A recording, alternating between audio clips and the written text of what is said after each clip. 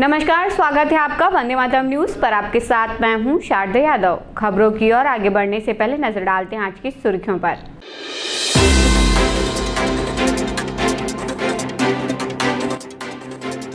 GRC भवन में अंतर क्षेत्रीय बॉडी बिल्डिंग प्रतियोगिता का हुआ आयोजन।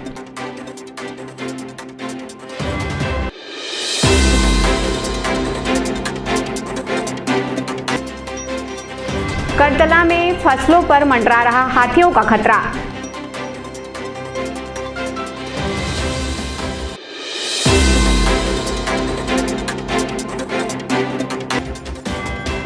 मार्स और मंगला घाट में हसदे वाटी का हुआ आयोजन।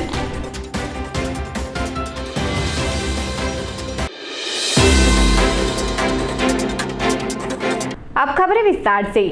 ACCL द्वारा अंतर क्षेत्रीय बॉडी बिल्डिंग, पावर लिफ्टिंग एवं वेट लिफ्टिंग प्रतियोगिता का भव्य आयोजन किया जा रहा है। यह 2 दिवसीय खेलकूद कार्यक्रम जीआरसी भवन में आयोजित हुआ।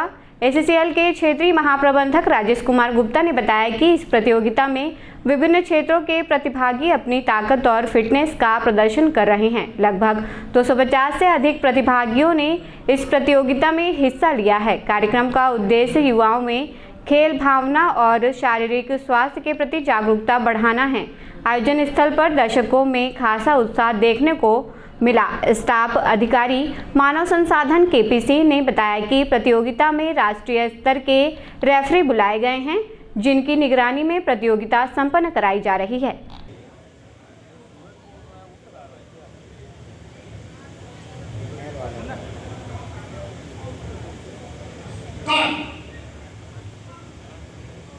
सरोज कुमार, गोविंद के बाद सुमित कुमार तैयार रहेंगे। दीपिका रेडी रहेंगे।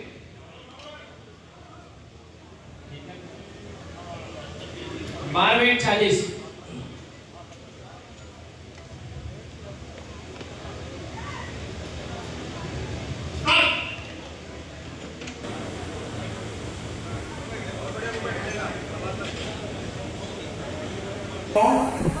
देखिए टाइम थोड़ा सा हम लोग को कोशिश कर रहे हैं, थोड़ा सा चीज का ध्यान रखेंगे। काशी राकेश दास, इसके बाद कौन करेंगे? नेक्स्ट वेट लिखा रहेगा। मारवेट रेडी है जी।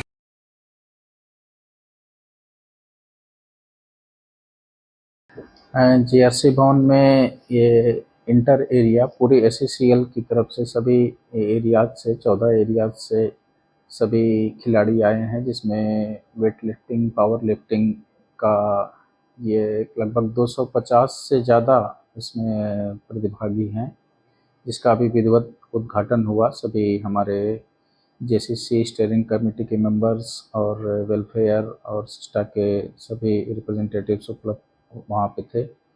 और ये 2 दिन का कार्यक्रम है। 8 और 9 को इसका समापन होगा और हेडक्वार्टर से आदरणीय डायरेक्टर HR की उपस्थिति में ये संपन्न किया जाएगा। और यहाँ पे जो भी प्रतिभागी भाग ले रहे हैं, ये इनका जो सिलेक्शन होगा, जो इसमें विनर्स होंगे, वो हमारी पूरी ACCL कंपनी को रिप्रेजेंट करेंगे, जिसका फाइनल जो होगा इंटर कंपनी जो बोलते हैं वो WCL में होगा। आज कोरबा क्षेत्र में दिनांक 8 तारीख से लेकर 9 तारीख के अक्टूबर के बीच में ये बॉडी बिल्डिंग, वेट लिफ्टिंग और पावर लिफ्टिंग प्रतियोगिता का आयोजन किया गया है। और ये कार्यक्रम 2 दिन चलेगा और कल ये कार्यक्रम संपन्न होगा। कल जो है हमारे एरिया हेडक्वार्टर से हमारे स्टीयरिंग कमेटी के बोर्ड मेंबर्स, सेफ्टी बोर्ड के बोर्ड मेंबर्स और वेलफेयर बोर्ड के मेंबर्स इसमें आएंगे और डायरेक्टर HR की अध्यक्षता में कार्यक्रम का समापन होगा। और इस कार्यक्रम को सफलतापूर्वक संपन्न कराने के लिए नेशनल लेवल के रेफरीज हम लोगों ने नियुक्त किए हैं और उम्मीद करते हैं कार्यक्रम बहुत अच्छा होगा। कोसाबाड़ी स्थित सिद्धिविनायक हॉस्पिटल के डायरेक्टर और अस्थि रोग विशेषज्ञ डॉक्टर शद्दल नाथ ने वंदे मातरम न्यूज से खास बातचीत कर लोगों को होने वाली सर्वाइकल स्पॉन्डिलोसिस बीमारी के बारे में विस्तार पूर्वक जानकारी दी। डॉक्टर ने बताया कि सर्वाइकल स्पॉन्डिलोसिस एक ऐसी बीमारी है जो लोगों की जीवन शैली की वजह से बढ़ता जा रहा है। गर्दन की नस दबने या हाथों में झुनझुनाहट से इस बीमारी की शुरुआत होती है। उन्होंने बताया कि इस बीमारी का मुख्य कारण लगातार कंप्यूटर में काम करना या लेटकर मोबाइल चलाना हो सकता है। तो आइए और अधिक जानते हैं इस बीमारी के बारे में डॉक्टर शतदल नाथ से। डॉक्टर शतदल नाथ हूँ, मैं डायरेक्टर सिद्धिविनायक हॉस्पिटल कोरबा हूँ और मैं पेशे से अस्थि रोग विशेषज्ञ हूँ। सर्वाइकल स्पॉन्डिलोसिस एक तरह की बहुत ही महत्वपूर्ण आजकल के जो जीवन शैली हो रही है उसके कारण ये बहुत बढ़ता जा रहा है।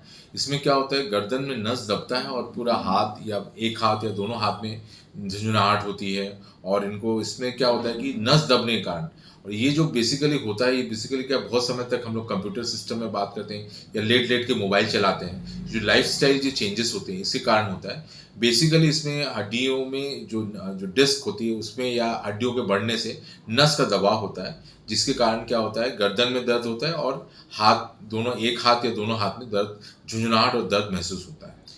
लक्षण यही है कि शुरू में क्या होगा, गर्दन में दर्द होगा, आपको थकान जल्दी हो जाएगी, फिर हाथ में एक साइड में झुंझुनाहट आएगी या दर्द करने लगेगा, या आपको कुछ चीज़ कई बार वीकनेस भी आ जाता है, चीज़ें होल्ड करने में दिक्कत जाता है, कोई सामान पकड़ने में दिक्कत जाता है, या दोनों हाथ में ऐसा हो सकता है।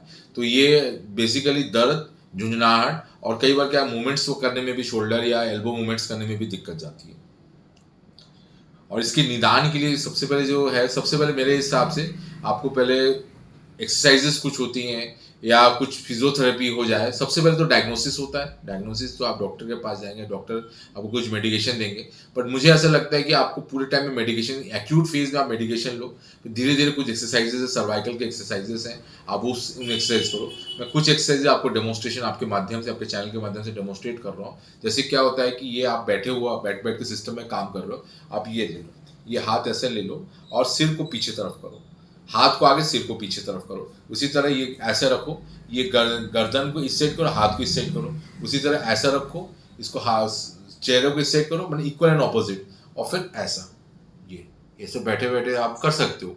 ये जो एक्सरसाइजेज है घर में, प्लस आप अवॉइड करें कि आप बहुत सारे टाइम तक सिस्टम में ना बैठें। 1 घंटा 45 मिनट में आप सिस्टम में उठ जाए। प्लस जो लेट के जो हम लोग सबकी आदत है लेट के मोबाइल चलाने की, उसको थोड़ा अवॉइड करें।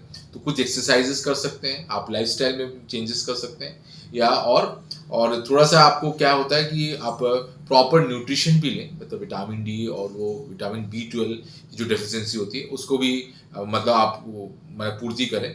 जैसे क्या विटामिन B12 के जो भी है नॉन वेज सोर्स ही होता है, वेज सोर्स तो नहीं होता है, लेकिन B12 की गोलियाँ भी होती हैं। बाकी फिर विटामिन डी के लिए सुबह का धूप ले लें, थोड़ा एक्सरसाइज करें, तो माइल्ड एक्सरसाइज, वॉकिंग करें, और जो बताया मैं सर्वाइकल एक्सरसाइज, ये थोड़ा बहुत अगर करेंगे तो आप इसको प्रिवेंट कर सकते हैं।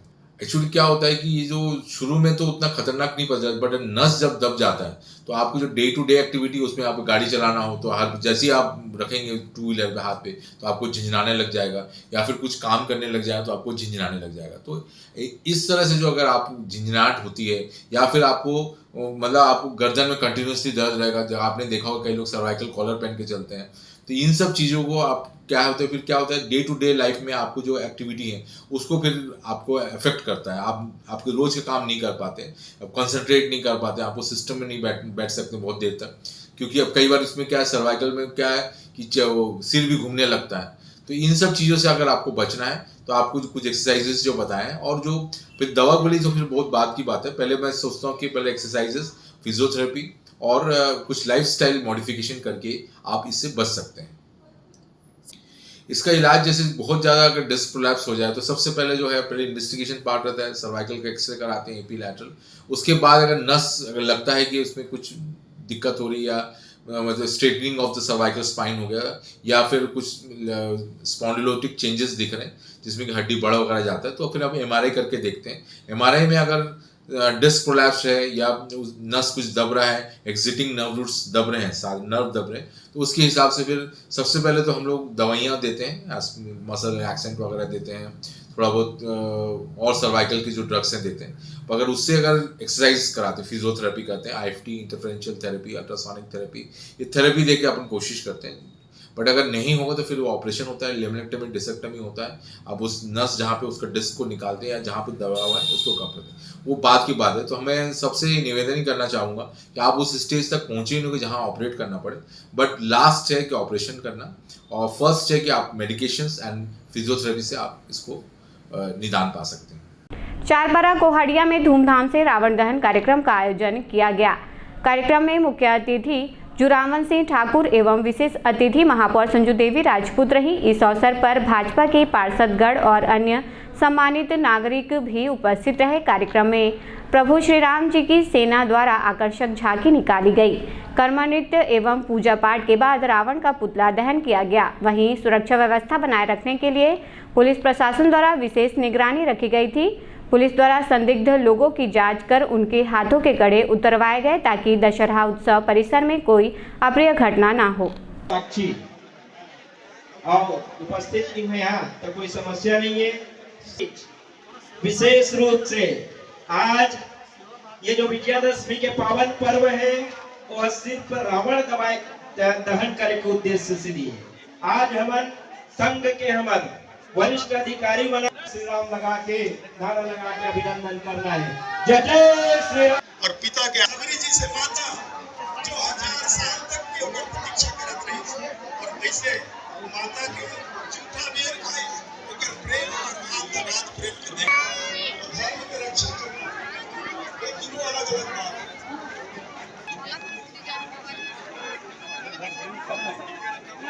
बात है।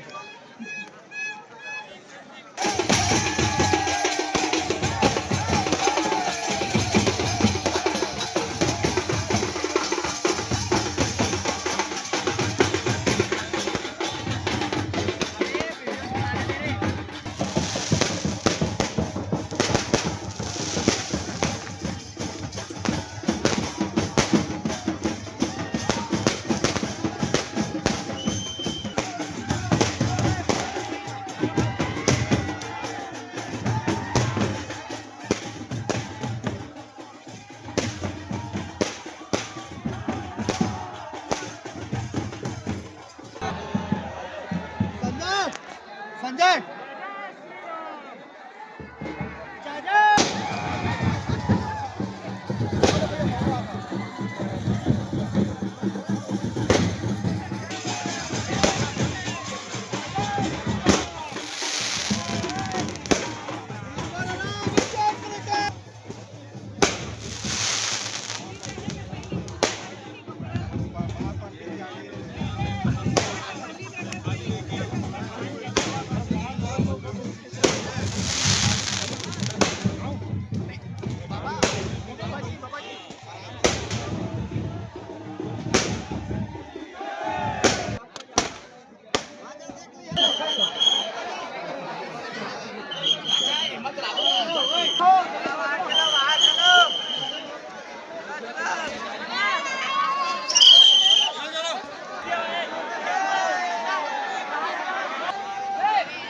सब कोई बाहर खेत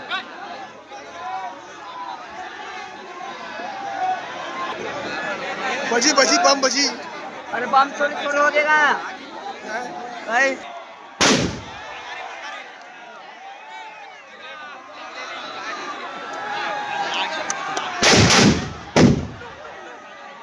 राममान नाचना दबा जाती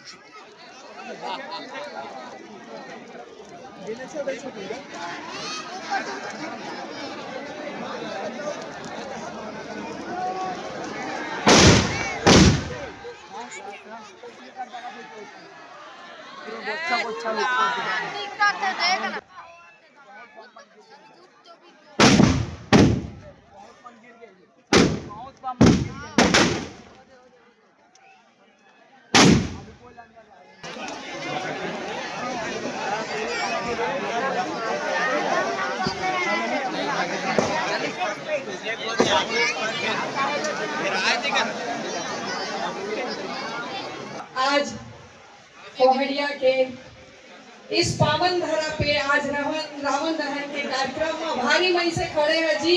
मैं तो वहां तक के लाइन लगे रही से और भारी मई से मन देख के भारी दिल गिल गदगद हो गए कि आज सब जन राम भगवान दिखाई देता और रावण के वध करे बर आए हा। तो ऐसी विचार जो नरेंद्र भाई रखी ने कि प्रत्येक व्यक्ति ला राम जी के जैसे सोच रखना है और यहाँ कोई भी रावण आके यहाँ घमंड मत करे, ऐसे रावण ला चकनाचूर करना है। सबसे पहली तो अभी जो हम नवरात्रि करें 9 दिन तक के माता के उपासना साधना आराधना ओकर बहुत बहुत बधाई शुभकामना और दशहरा सहित शरद पूर्णिमा के भी आप सब लोग बहुत बहुत बधाई। एक साथ ही साथ एक अगर याद करी तो महा अन्यायी अत्याचारी रावण के विनाश अगर कर पाए भगवान राम तो वो भी 10 महाविद्या के पहली साधना करी और वो साधना से जो शक्ति मिली वो शक्ति ला समाज के बीच में जाके बांटिस, समाज को संगठित करिस, तब जाके वो एक अत्याचारी रावण के विनाश की। दशहरा उत्सव पर कोहड़िया में रंगारंग कार्यक्रम का आयोजन किया गया, जिसमें बिलासपुर की प्रसिद्ध लोक कला मंडली को आमंत्रित किया गया था। बिलासपुर से आए लोक मंडली ने लोकगीत गाकर सभी लोगों का मन मोह लिया। इस दौरान हजारों की संख्या में नगरवासियों की भीड़ उमड़ी। सभी लोगों ने लोकगीतों का भरपूर आनंद लिया।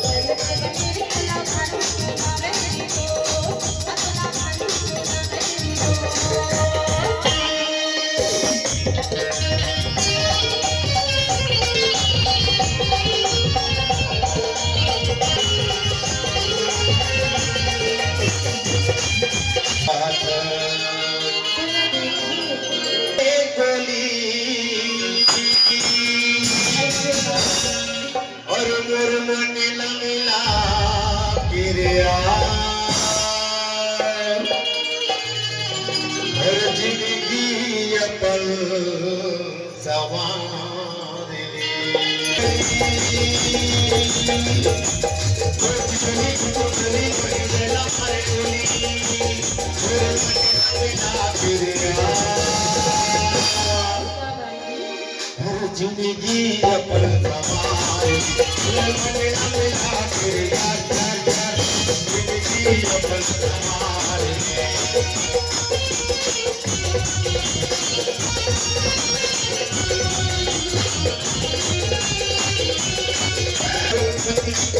अब्बाजी भाई ये बबल देख किसी मिट निहारा थे बड़ टाइम ले अरे इश्क तो करते हैं मेरी जान पर इन पर शक नहीं क्या करते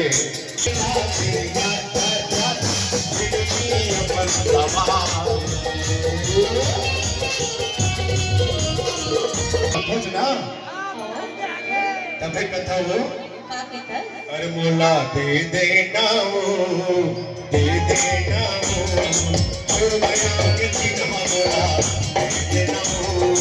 दे देना अपन माया के चिन्ह मोला दे देना मोला दे देना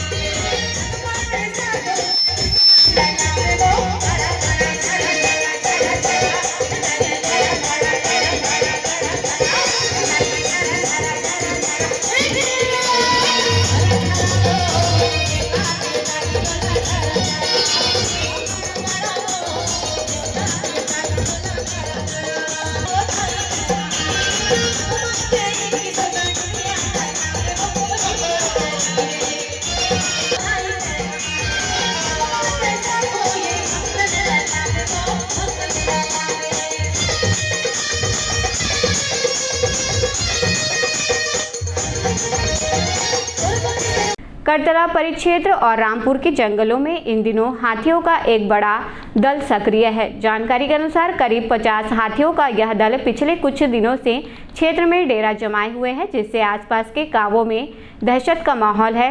ग्रामीणों का कहना है कि हाथियों का यह झुंड देर रात खेतों और गांवों की ओर बढ़ता दिखाई दे रहा है, जिससे फसल और जनहानि की आशंका बनी हुई है। कई किसान अपनी फसल की रखवाली के लिए रात भर जागने को मजबूर है। वन विभाग की टीम मौके पर पहुंचकर स्थिति पर नजर बनाए हुए हैं। विभागीय अधिकारियों के अनुसार हाथियों की गतिविधियों पर निगरानी रखने के लिए पेट्रोलिंग बढ़ा दी गई है और ग्रामीणों को सतर्क रहने की सलाह दी गई है। गाड़ी लेके आओ, जल्दी आओ, रोड में रहेंगे देखा जल्दी का, रोड में रहेंगे, जल्दी आओगे। दिल्ली वो जो देखा था एक फोन आज भी बाकी थी है छबे दिल्ली ए पान है के थी थोड़ी आथे रोड रहेंगे थे नहीं वापस आ से का है अबे वापस आही आई आ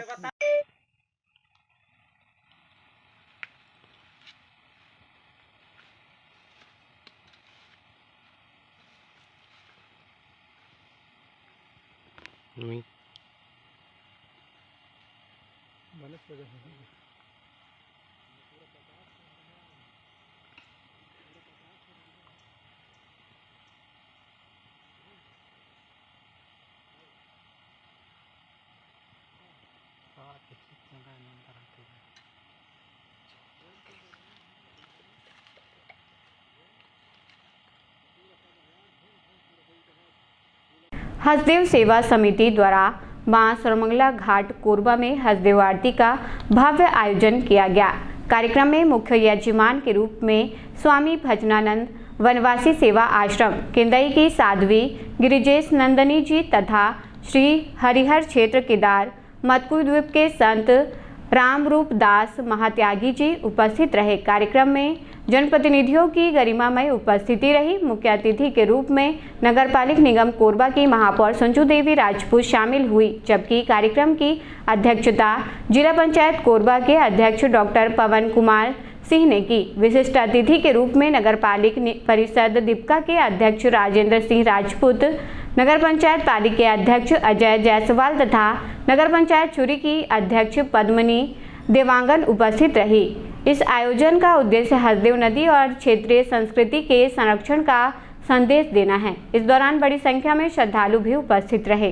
यज्ञ इसी घाट पर संपन्न होगा और फिर कार्तिक पूर्णिमा के दिन महाआरती का भी आयोजन होने वाला है। हम सब लोग की इच्छा है कि कोरबा जिले की हसदेव नदी जो वंदे सुदशशांक नयनम वंदे मुकुंद प्रियम वंदे भक्तजनाश्रयं च वरदं वंदे शिवं शंकरं कर्पूरगौरं करुणावतारं संसारसारं भुजगेन्द्रहारं सदा वसन्तं हृदयारविन्दे भवं भवानी। आत्मतत्व प्रबोधाय दीप ज्योतिर्नमोस्तुते वनस्पति रसोद्भूत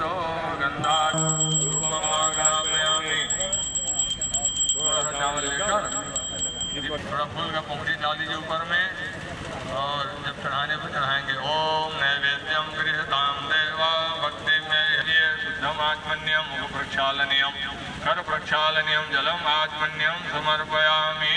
जलात्मन के बाद में उसमें आएंगे यथाशक्ति कृताया पूजाया सात्पुण्या हृदय दक्षिणा सचंद्रयत्र पूर्वे साध्या सन्ति देवा नाना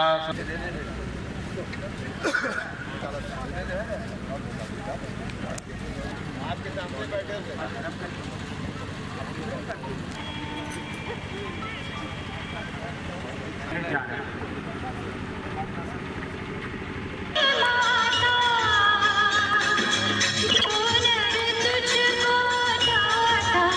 जो नर तुझको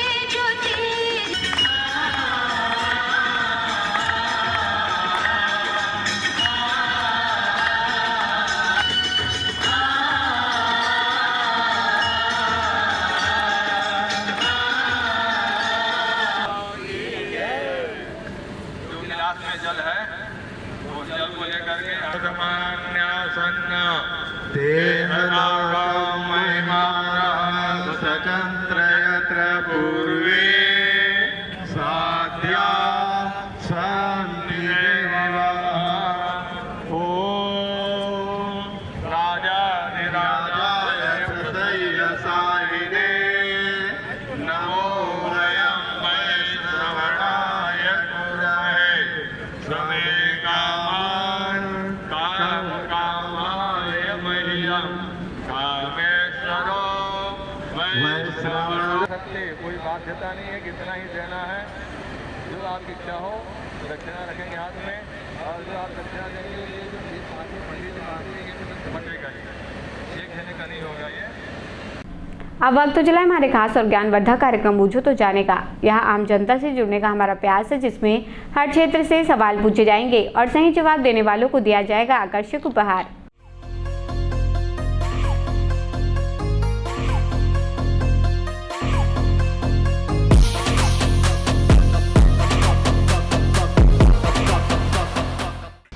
नमस्कार दर्शकों, आप सभी का स्वागत है आपके पसंदीदा कार्यक्रम बूझो तो जाने में। आज का हमारा सवाल है कि संयुक्त राष्ट्र में सबसे पहले हिंदी में किसने संबोधन किया था। आज के हमारे विजेता को दिया जाएगा फिजिक्स वाला कोचिंग इंस्टीट्यूट की ओर से आकर्षक उपहार। तो आइए चलते हैं दर्शकों के बीच और जानते हैं आज के सवाल का जवाब। संयुक्त राष्ट्र में सबसे पहले हिंदी में संबोधन किसने किया था? नहीं पता है मुझे। कोई बात नहीं, आप कोरबावासियों को मैसेज देना चाहेंगे? नहीं। ठीक, थैंक यू सर। संयुक्त राष्ट्र में सबसे पहले हिंदी में किसने संबोधन किया था? वो इलत नहीं जाने हैं जी कौन संबोधन। कोई बात नहीं, कोरबावासियों को कोई मैसेज देना चाहोगे? आप बढ़िया बढ़िया रहें, वो का है भाई, है ना, एक्सीडेंट के ज़माना है ना, एक्सीडेंट मत होए, धीरे चलाएं तो एक्सीडेंट नहीं होए, है ना भाई। अब हिंदी वाला संवाद में नहीं हम कहाँ भाई, है ना। धन्यवाद। संयुक्त राष्ट्र में सबसे पहले हिंदी में संबोधन किसने किया? नहीं मालूम मेरे को। कोई बात नहीं, आप कोरबावासियों को मैसेज देना चाहेंगे? क्या मैसेज दें? जो भी आपके मन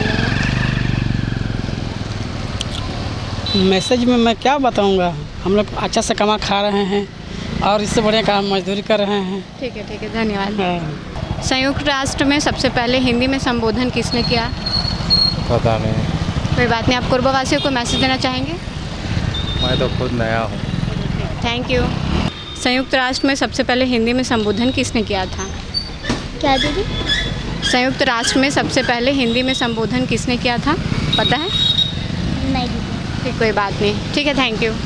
संयुक्त राष्ट्र में सबसे पहले हिंदी में संबोधन किसने किया था, आपको पता है? कोई बात नहीं, आप कोई मैसेज देना चाहेंगे अपने दोस्तों को? नहीं। ठीक, कोई बात नहीं, थैंक यू। संयुक्त राष्ट्र में सबसे पहले हिंदी में संबोधन किसने किया? नहीं पता। कोई बात नहीं सर, आप कोरबावासियों को मैसेज देना चाहेंगे? बस यही मैसेज देना चाहते हैं कि ग्रीन्स अच्छे से रहिए, साफ़ सुथरा रहिए, हमेशा अपने आसपास के जो गंदगी को उसको साफ रखिए, बस। Thank you sir. संयुक्त राष्ट्र में हिंदी में सबसे पहले संबोधन किसने किया था? ये तो हमको भी मालूम नहीं है। ठीक, कोई बात नहीं, आप कोरबावासियों को मैसेज देना चाहेंगे? दे देंगे, बिल्कुल। बताइए। कोरबावासी को यही बोलेंगे, अच्छा से रहें, बढ़िया रहें, खुश रहें, आपस में मिलजुल कर रहें, बढ़िया भाईचारा बनाए रखें। ठीक, धन्यवाद सर। पार्टी से कोई लेना देना नहीं है। संयुक्त राष्ट्र में सबसे पहले हिंदी में संबोधन किसने किया था? किसमें? संयुक्त राष्ट्र में। नहीं पता। ठीक, कोई बात नहीं, ठीक है, थैंक यू। संयुक्त राष्ट्र में सबसे पहले हिंदी में संबोधन किसने किया था? नहीं पता। ठीक, कोई बात नहीं, आप अपने दोस्तों को मैसेज देना चाहेंगे? कोरबा के दोस्तों को मैं मैसेज देना चाहता हूँ कि अच्छे से खेले कूदे। बिल्कुल बिल्कुल, थैंक यू। संयुक्त राष्ट्र में सबसे पहले हिंदी में संबोधन किसने किया था? अटल बिहारी वाजपेयी। आप श्योर हैं सर? है? आप श्योर हैं? हाँ श्योर। बिल्कुल सही जवाब दिया है आपने। आपका नाम क्या है? सुरेंद्र कुमार साहू। आपको दिया जाता है फिजिक्स वाला कोचिंग इंस्टीट्यूट की ओर से आकर्षक उपहार। कैसा लग रहा है जीत के? नहीं, बहुत अच्छा लग रहा है। कोरबावासियों को मैसेज देना चाहोगे? कोरबावासियों के लिए मैं मैसेज ये देना चाहता हूँ, ट्रैफिक रूल का नियम से पालन करें, सिग्नल का पालन करें और सफाई रखें। धन्यवाद सर। संयुक्त राष्ट्र में सबसे पहले हिंदी में संबोधन किसने किया था? अटल बिहारी वाजपेयी। किसने किया था? अटल बिहारी वाजपेयी। बिल्कुल सही जवाब दिया है सर आपने। आपका नाम क्या है? भानु यादव। लेकिन आज के विजेता को हम उपहार दे चुके हैं, तो आप कोरबावासियों को मैसेज देना चाहेंगे? कोरबावासी को यही मैसेज देना चाहेंगे कि बरसात का समय है, स्वच्छ रहें और सुरक्षित रहें। धन्यवाद सर। आज का हमारा सवाल था कि संयुक्त राष्ट्र में सबसे पहले हिंदी में संबोधन किसने किया था, जिसका सही जवाब है अटल बिहारी वाजपेयी जी ने। आज के हमारे विजेता रहे हैं रूपेंद्र कुमार साहू, जिन्हें दिया गया है फिजिक्स वाला कोचिंग इंस्टीट्यूट की ओर से आकर्षक उपहार। आज के लिए बस इतना ही। कल फिर मिलते हैं एक नए सवाल और जवाब के साथ। बन रहे हैं वंदे मातरम न्यूज़ के साथ। तब तक के लिए नमस्कार। खबरों का सिलसिला यूं ही जारी रहेगा। देखते रहिए वंदे मातरम न्यूज़। मिलते हैं अगले बुलेटिन में। तब तक के लिए नमस्कार।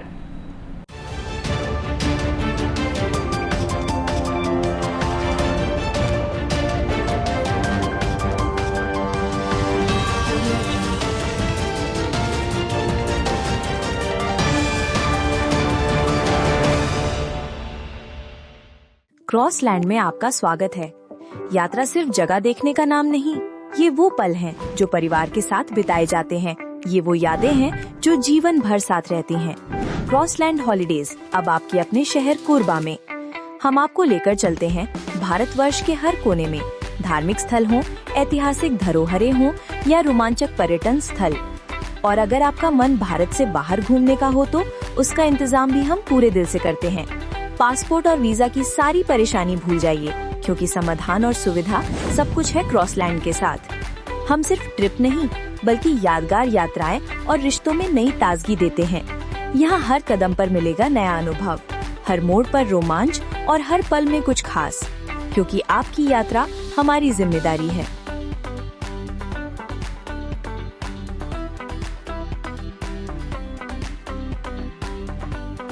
सिद्धि Vinayak hospital, a unit of orthopaedic surgery and trauma management. अब हड्डियों से संबंधित रोगों के उपचार के लिए कहीं और जाने की जरूरत नहीं। जटिल एवं असाध्य रोगों का सफल इलाज अब आपके अपने शहर में। घुटने व कूल्हे के जोड़ों का प्रत्यारोपण, जटिल फ्रैक्चर एवं जोड़ों का सफल ऑपरेशन, गठियावाद व जोड़ों के दर्द का उपचार, टेढ़ी मेढ़ी हड्डियों का बेहतर इलाज, हड्डियों की जन्मजात विकृतियों का उपचार। इसके अलावा OPT 1-2 की सुविधा, modern pathology lab, private semi private general ward की सुविधा, modern digital X ray, ECG, ICU, ventilator की सुविधा, pharmacy, OT team, waiting area, 24 घंटे एम्बुलेंस एवं आपातकालीन सुविधाएं उपलब्ध। हमारा पता Siddhi Vinayak hospital, doctor Shadalnath, plot number 52, Bluebird school के पीछे, कोसाबारी, कोरबा। इसके अलावा अब हमारा नया संस्थान सिद्धि विनायक प्राथमिक एवं ट्रॉमा सेंटर, उर्गा।